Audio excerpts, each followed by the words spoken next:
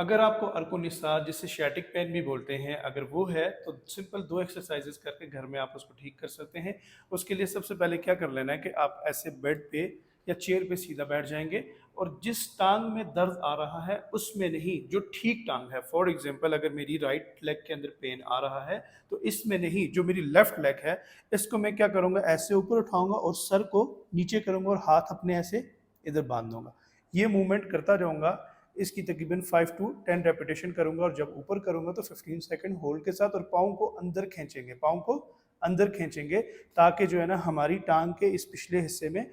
खिंचाव पड़े। उसकी वजह क्या है कि हमें जिस टांग में दर्द है और दूसरी टांग में हम एक्सरसाइज करें, क्योंकि दर्द जिस टांग में है हम उसकी वजह से उसमें दर्द की वजह से मूवमेंट नहीं कर पा रहे। तो जब हम साउंड लेग में जो ठीक टांग है उसमें मूवमेंट करेंगे तो उससे हमारे कमर के पट्टे जो है ना वो रिलैक्स होंगे, तो हमारा पेन कम होगा। इसके साथ साथ एक और एक्सरसाइज आप करेंगे,